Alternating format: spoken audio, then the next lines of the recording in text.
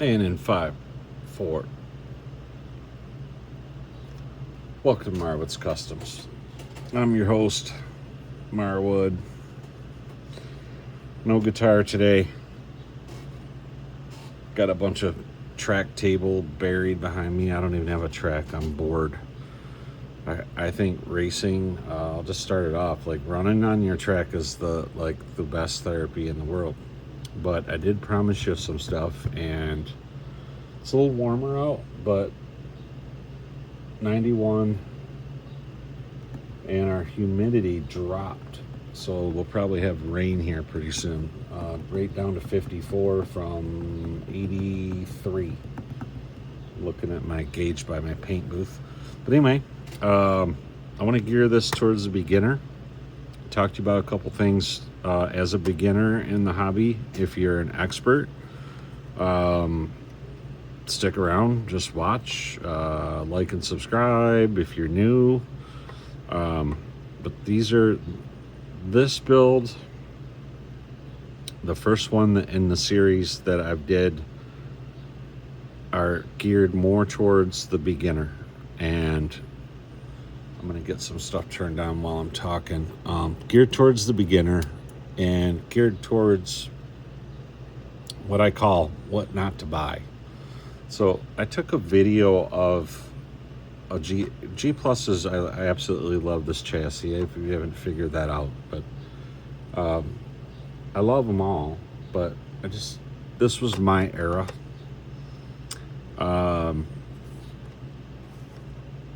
76, 7, somewhere around there, up until I was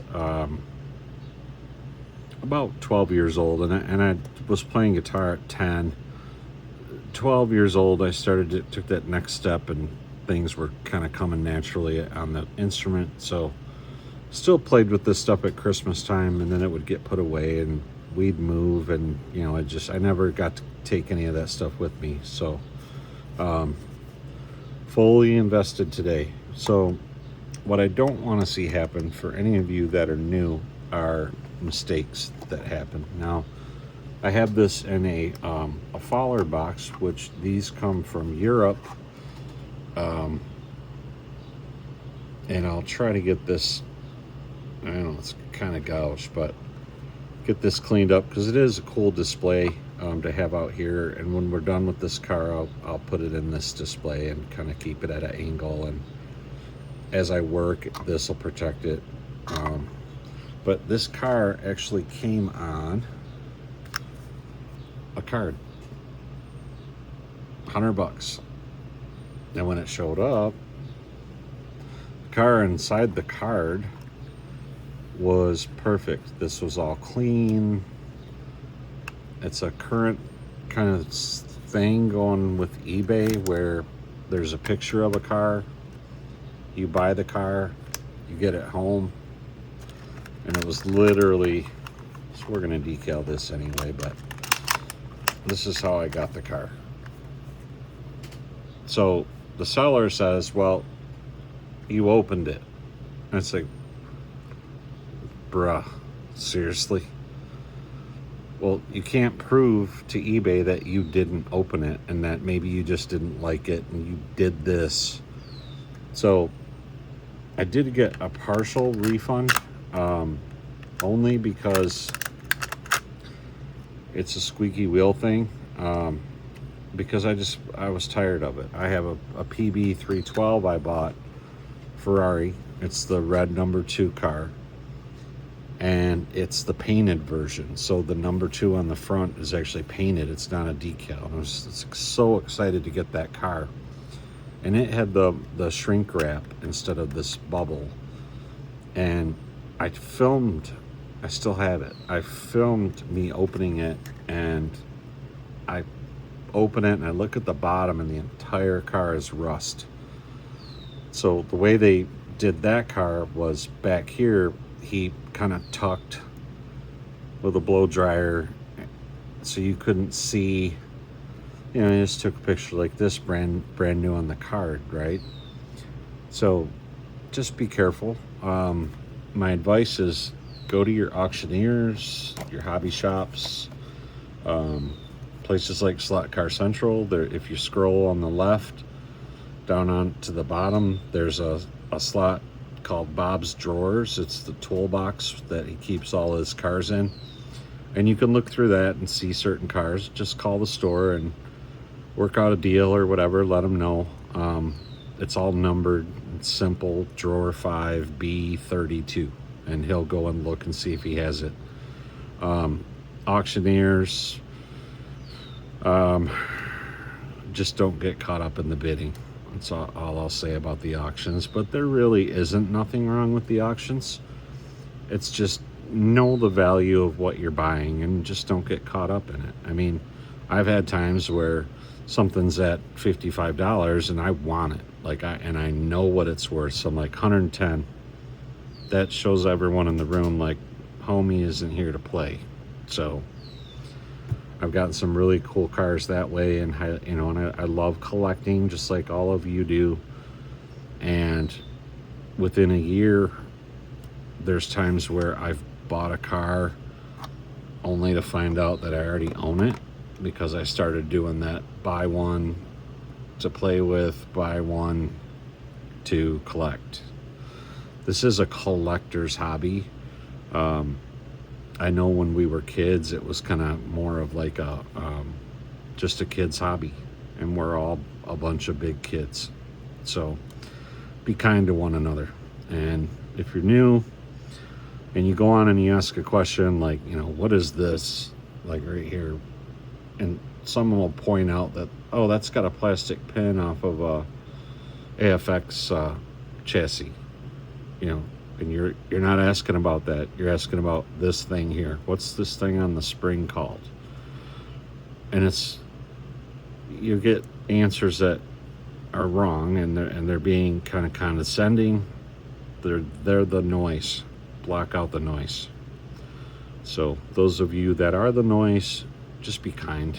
Everybody's new. They don't know to use the search bar to search anything that they want. Just answer the question. And we all get it every day across every page. So before we get started, I'm going to switch the camera around here and get us some numbers. Let me unplug. So this will be video number 1.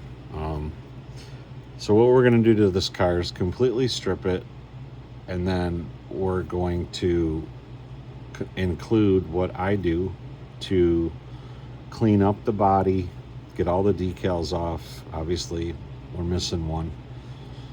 This one up here, and it goes around the driver. It's usually the first one to peel. It's extremely filthy. The car's gross. Tires are bad.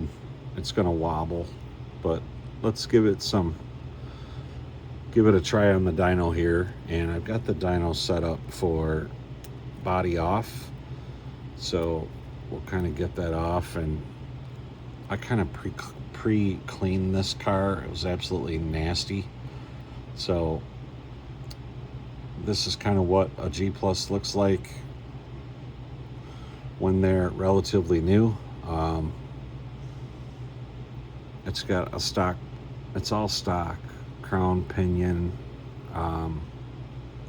It looks like at one point these barrel retainer shoe, it goes through and hooks to your shoe. These plates were replaced, so if we can get them torn down and reuse them, that's kind of what I want to gear this towards. And this is a car I'm gonna keep, and because I actually don't own any.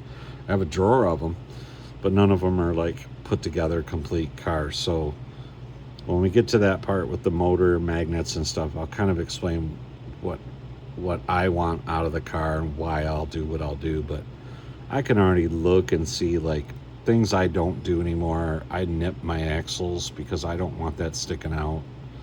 It's really sticking out over here. You can trim those down and kind of get this tire away from the car. You can fill the oil in the tires too. Pro tip, if you're in your garage or somewhere where you don't have air conditioning, get your cars inside.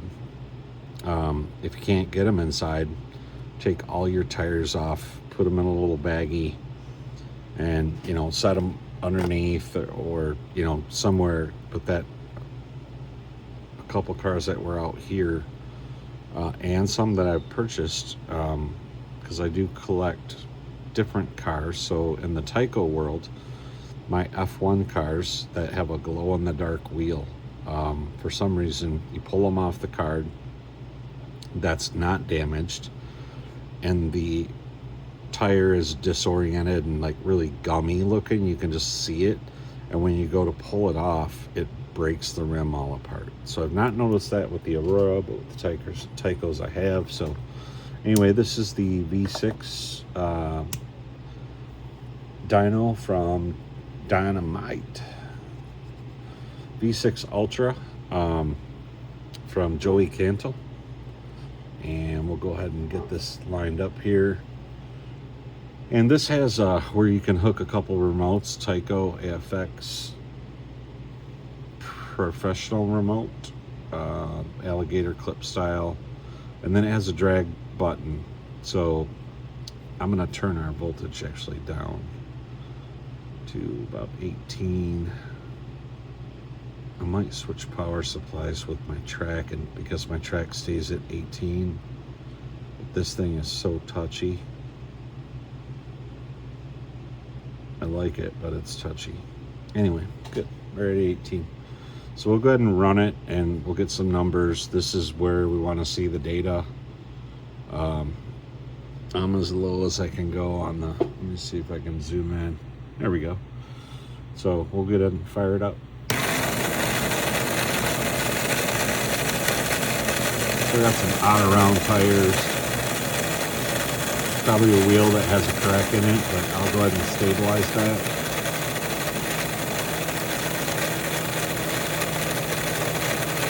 It's actually not bad. That could be like 1.8. And then drawing about 0.45 to 0.50 amps.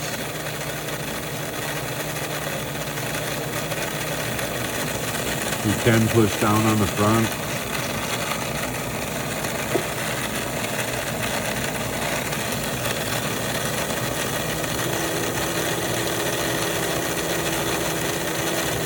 Just to see if you get an increase here, your voltage. That's your output, or what the car is outputting.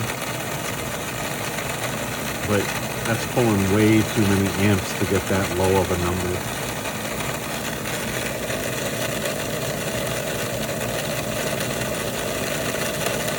I've got like green arc. I'll take you with me.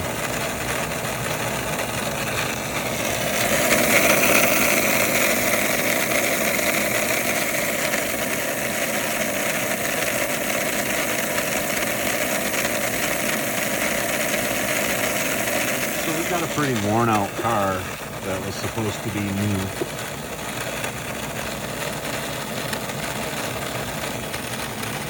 Back this out.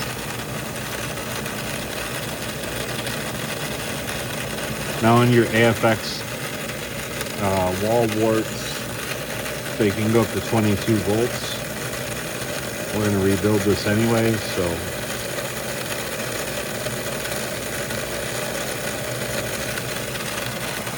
as you can see, from 18 to 22, 4 more volts.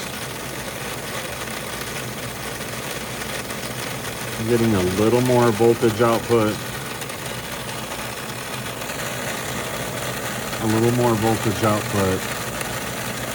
primarily about the same two numbers, amperage draw, or what the car is drawing in amperage to make that voltage. But she's running pretty hot, so we'll go ahead and set this in the cool down zone. Cool little feature about Joey's dynos is you can cool that off. Kill our power here.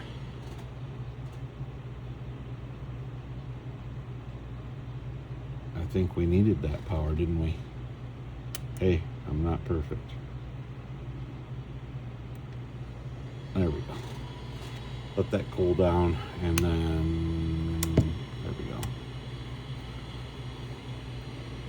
That's the temperature of the car. It's got a little fan going right now, and you'll start to see that drop probably somewhere close to 92.3 degrees, because it's 91 where we're working today. So, but one of the things we'll do while that's cooling off is I'll show you like what I do when I strip these down.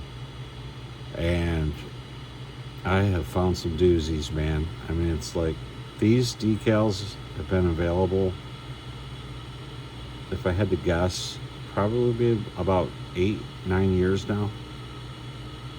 Actually, I will ask Frank how long he's been doing the decals.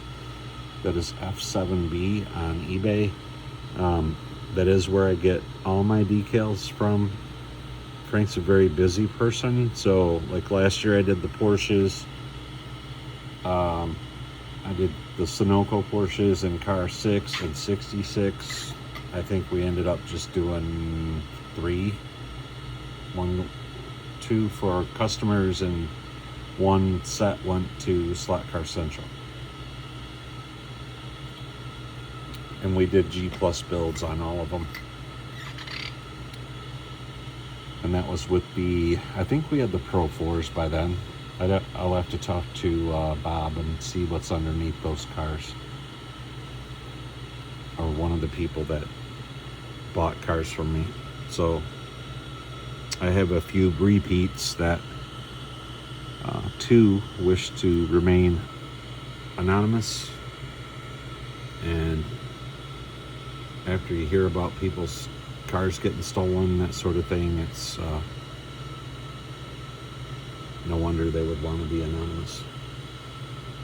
But again, this, I want to just reiterate, like, this is totally a beginner series. When we get into the Pro 10 builds, that's when we're going to get super technical, and we'll do 2 different cars, because I'll do the number 5 car as a Pro 10, 6 car as a Pro 10, and then the number 12 car probably do. It's a little expensive to buy the armature from Viper, but I'll do a Pro 4 with that one.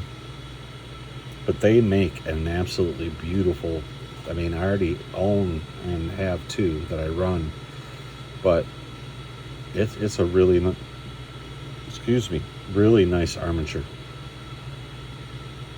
So I apologize, there's no there we go, we're good. Cool enough to do the teardown with you.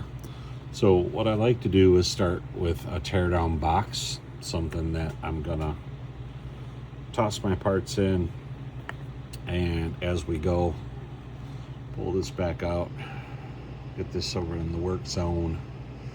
Don't mind the mess. It's really hot here this week. I'm sure a lot of you are dealing with that too. So as far as tools, Scale Engineering makes, in my opinion, as a custom builder, and I'm doing all kinds of wheels, from Hot Wheels spinners to plastic wire spoke wheels that you cannot damage. I use the Scale Engineering. If it's anything race related, you know, like the Super 7, Viper, all that stuff, I'll use my Hardin Creek stuff.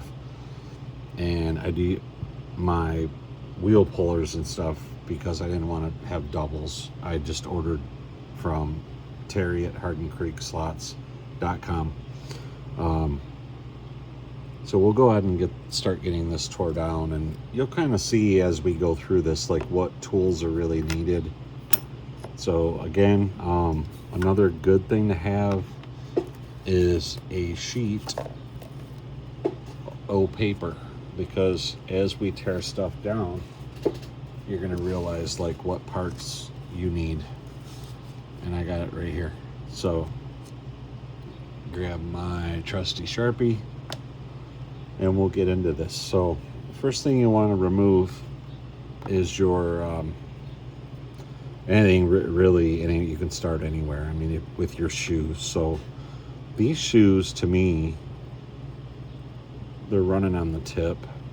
Right about here back, you should see a pretty definitive line. I'll just go ahead and scratch one end.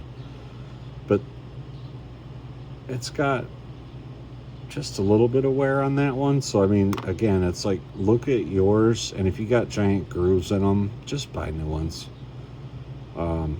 The springs, same thing. Like if it's a car you don't know, just start fresh. There's no sense in, some guy who put in mega G springs. I lose them all the time. That one just flew right into my chest and onto the floor. So, but I'll try to keep that open best I can.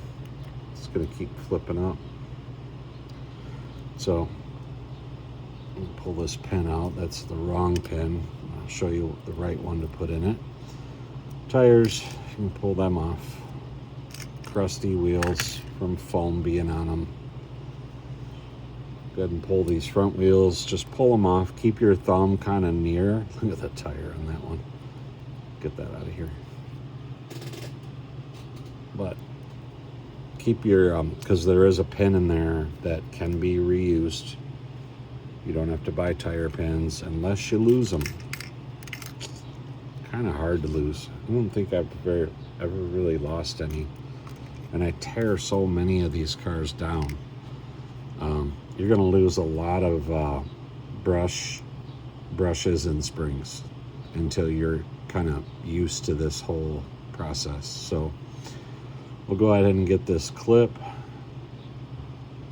It almost looks like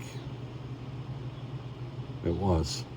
If you look right on the sides of that and see how that's like all crusty, this car was actually a wide that somebody cut down. Wides are actually more rare than narrow. I don't know why someone would do that. And you're probably wondering, Mark, why do you keep fixing that box? So let's just lean it there. But anyway, we'll get this this piece taken off. And I've done so many of these. It's like if they bend, I know how to straighten them. If you need a video on how to do that, let me know. We'll go ahead and get the motor and everything out now. So get your plate where you can push. Just push back. You'll feel the pinion gear pop up. Slide your flux plates up, the magnets. And as you come up, you can push up a little more, push your magnet. And this will come to a point where if you get used to this, you can actually, on the Super Magnet Traction or the SP1000 or like your cat eyes, if you want to really like cheap upgrade fast car, you can put the Viper magnets in those and literally sneak them out. I'll just go ahead and throw that in there. There is a way to sneak them out where if you keep your finger here, your motor won't, the brushes will not, there we go. So there's our tear down so far. The bearing fall, not to worry. One thing about the bearings you're gonna notice is like this one, super small hole. Flip it over, super small hole. But there are bearings that have a bigger hole, and I don't know the answer to that one. I'd like to know the answer, but I don't. So this part, zoom in so you can see. This is clipped in back here where your shoes, there's two little plastic bars in this square hole. So you'll feel it kind of click.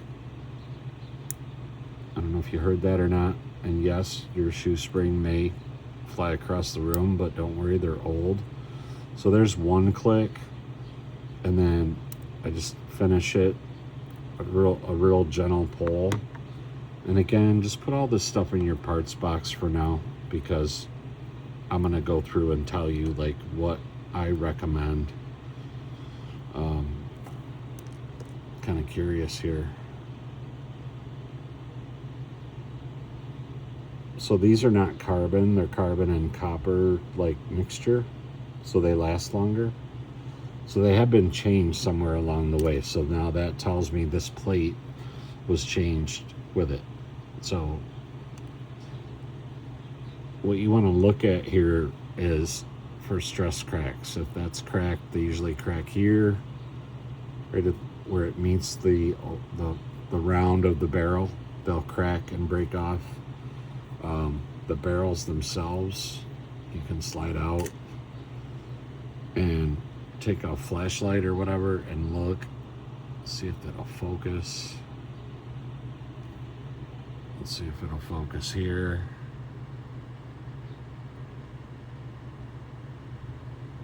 And if that's all crusty and everything, you got two choices. You can clean it. I just replace them. You could spray brake cleaner or something through it, but you're going to ruin the chrome. So I just go ahead and replace them. Move our spring. We'll drop that in there. Flick this guy up. I think if you stick around long enough, you'll get to know me and all that great stuff. And some of you have questions. These were definitely replaced, but they're not damaged. So there is a way that I do.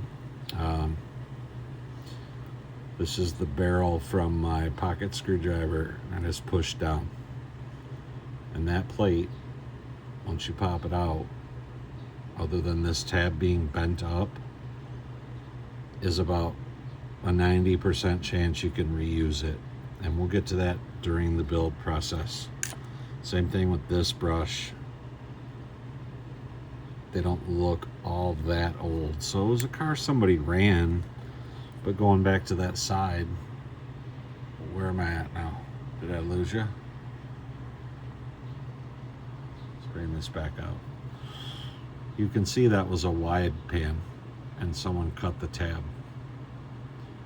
So on a similar note, you'll see the Super Magnetraction SP1000 cars, Cat Eye, whatever. Some of them do have this notch, so you can trim this, but I mean, file it and clean it up nice. But I don't know who would do that. But so with the tire rim puller, we'll get it up there, but chances are, yeah, that one was actually tight. This is where you're gonna find out if you need wheels, and I'll leave that up to you. Like, I like nice and bright and new, and when you put up a new yellow one, let me grab one, show you. When you put up a new yellow one up against a used one or a white one, even black, it'll blow your mind at how much cleaner they really are. So those again are available at Slot Car Central. I should say these, but as you can see, it's got a really cool feature at the back of the wheel. Instead of just being smooth bore all the way, you've got at least a single flange, and obviously you can tell a color difference. It's a world of difference. Here, I'll get it where you can see. So, but if your wheels require the puller to come off, do not use pliers or a screwdriver to pry it.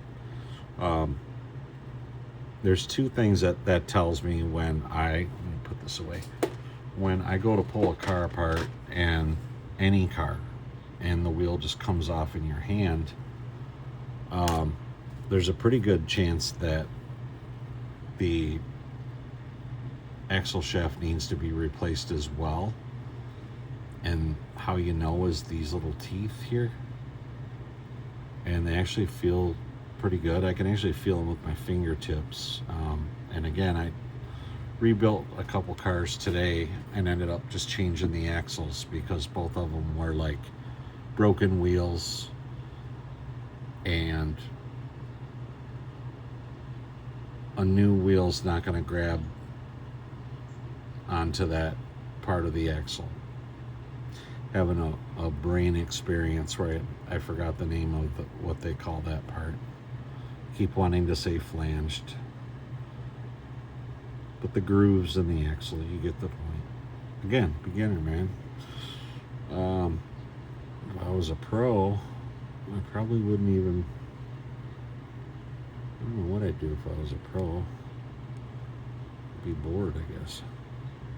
Learning's the coolest thing. Painting has been like an experience of a lifetime for me. Being in music for so long, I never even thought about like drawing or painting this stuff. Yeah, this wheel's got like big issues. I might just end up pulling this like right off with the axle. Yeah. Chances are the axle's bent. So I know they're around here somewhere. Grab them. So I only advise this. Let me get out. There you go. If you have to, is we'll get our screwdriver up here. Give that a push, and it's like someone glued that on, or somehow it's been bonded on, but it's all part of the experience of tearing down your slot car. So she'll get new wheels for sure now. No, I don't know if I even want to try this part. No, I don't recommend it. Go back to our screwdriver. See if we can get that to come out. The axle's probably going to come out before the wheel, and you can see it pulling. So, which is fine. We'll dump them and just get new ones.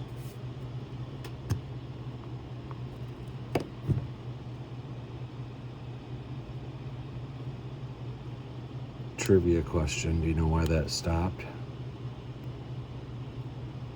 It's a giant ball of hair at the end of it. So we'll get that ball of hair out of the way. We don't want to pull that through our axle hole. There's all kinds of, like, I'm gonna pitch that just so you know. So if you're writing down parts list, you can write down wheels, axles, the crown. You could inspect the teeth, put on headgear. I use the adjustable ones that the lenses change, and I've got this one pretty much set. I also wear glasses while I'm working, so I can kind of look this over and see that it's really not damaged. So I don't see any damage at all, but the one thing you want to do is make sure it's clean. And remember all the lube and years of grossness going on here. So believe me, I've pulled apart some really doozies, but that one's actually not bad. So that one we can clean, just a soap and water clean, and probably reuse it. So other than that, you want to do a final inspection on your chassis. Some are numbered. Let me see if I can. No, I can see. I'll take my headgear up. I think I have one right here I wanted to show you. So some are numbered, and that says 1735-001. That's the AFX Aurora black Indy special car with the rainbow stripes on it. It's the black one. And I don't know why they did that on that particular car. I'm not sure if that's the first G Plus that they did. Trust me, I've tried to find out, but it's hard to get straight answers. As you learn through the hobby and YouTube, I highly recommend watching the videos and stuff. So I'm going to zoom in so I can show you this. Let that focus. But these square holes have tabs. Make sure both the tabs are good. You'll be able to see them nubbing out. Make sure your shoe tabs are both there before you start rebuilding the car. Actually, a good friend of mine in the hobby, probably, I think, since like week one we met of me being in the hobby.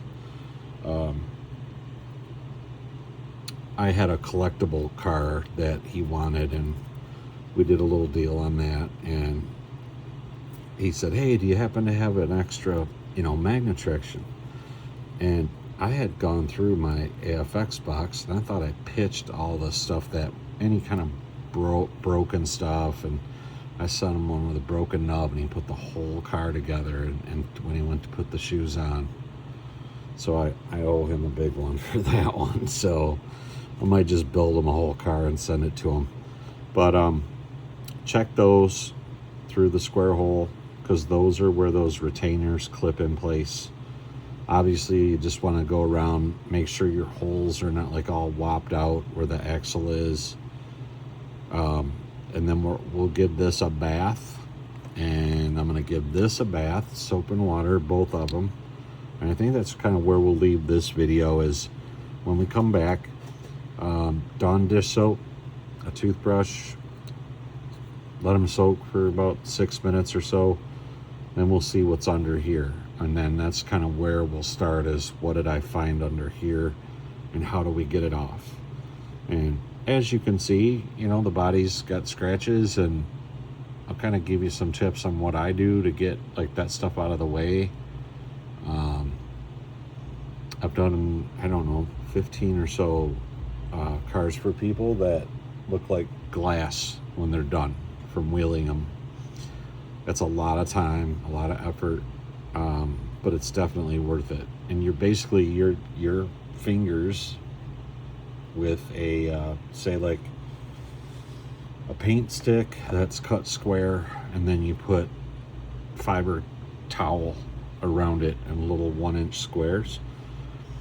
So you're wheeling, in an orbital style fashion, and eventually it pulls all the depth that these cars are capable of pulling out. So we'll go through that, and I'll get on the next video with that, and then we'll get into what we're installing on this guy and have a new parts. I'll make a list of what we're changing. You make your list. If you have any questions, put them in the comments, like and subscribe, all that happy stuff. And we'll get a cool G Plus built, and then we can move on from the stock style builds and bump up to the Pro 10 and what motors to use, and get into the more kind of intermediate area, advanced area of building these cars. Since we now have upgraded magnets, we also have, a car that's brought into 2026 and out of 1982. And if you go on my page on Facebook, Marwood's Customs, my videos are all up there. I've not downloaded them to YouTube. YouTube is still relatively new to me, so it's more for right now, again, for the beginner and instructional type stuff. So again, thank you to Hardin Creek Slots, Slot Car Central, and then Scale Engineering, Joey Cantle and the Dynamite Dyno. Thanks for watching. Marwood's Customs out. We'll see you next time.